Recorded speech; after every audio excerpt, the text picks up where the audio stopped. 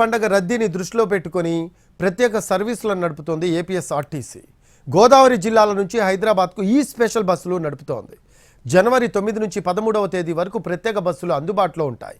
అయితే వీటిలో ఎలాంటి అదనపు ఛార్జీలు ఉండవని, సాధారణ ఛార్జీలే వసూలు చేస్తామని ఆర్టీసీ అధికారులు స్పష్టం చేశారు.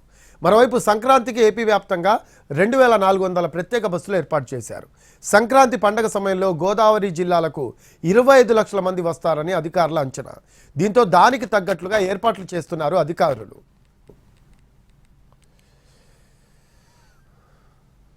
సంక్రాంతి ప్రత్యేక బస్సులపై మా కరెస్పాండెంట్ శ్రీనివాస్ రిపోర్ట్ అందిస్తారు.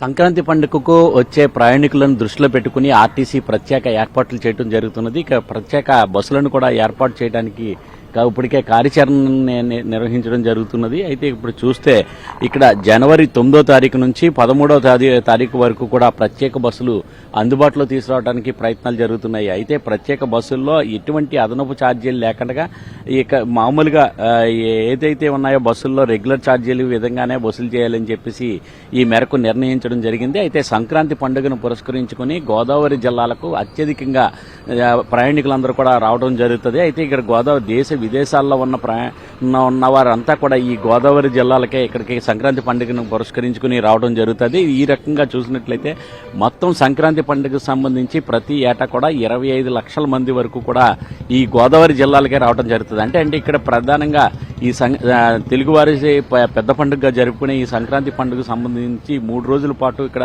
సంక్రాంతి పండుగ ఉత్సవాలు జరుగుతూ ఉంటాయి.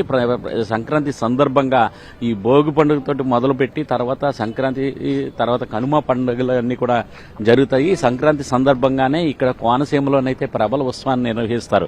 అయితే ఈ ప్రబల ఉత్సవానికి సంబంధించి దీన్ని తిలకించడం కోసం ఈ పండుగ 3 రోజులు కూడా ఆనందంగా గడపడం కోసమే ఎక్కువ మంది ప్రయాణికులు అందరూ కూడా ఇక్కడ రావడం జరుగుతుంది. దీన్ని దృష్టిలో పెట్టుకునే ఇక్కడ ప్రయాణికులను తీసుకురావడానికి ఇక్కడ ప్రయాణికుల కోసం ఎటువంటి ఇబ్బంది కలగకుండా ఉండే విధంగా ఈ బస్సులను ఏర్పాటు చేయడం జరుగుతున్నది. అయితే దేశ విదేశాలను అంటే విదేశాల్లో ఉన్న వాళ్ళు కూడా సంవత్సరానికి ఒకసారి పండుగ నిమిత్తం కూడా ఇక్కడికి ఈ గోదావరి జిల్లాలకే రావడం జరుగుతుంది. అందుచేతన అన్ని కూడా అంటే ఒక పక్కన ఆర్టీసీ బస్సులతో పాటు మరో పక్కన రైళ్లు అలాగే విమాన సర్వీసులు కూడా చాలా రద్దీగా ఉండటం జరిగింది. ఇప్పటికే టికెట్లు కూడా బుకింగ్ అయిపోవడం కూడా జరుగుతుంది. అయితే ఇక్కడ 9వ తారీఖు నుంచి ఈ జనవరి 9వ తారీఖు నుంచి కూడా ఇక్కడ బస్సులను ప్రత్యేక బస్సులను కూడా నడపాలని చూస్తున్నారు. అలాగే మళ్ళీ తిరిగి వెళ్లే సమయంలో కూడా ఈ బస్సులను కూడా ఎటువంటి ప్రయాణికులకు ఎటువంటి ఆటంకం కలగకుండా ఉండే విధంగా ఇక్కడ చర్యలు తీసుకోవడానికి ఇక్కడ ప్రత్యేకమైన చర్యలు చేపట్టడం జరుగుతున్నది.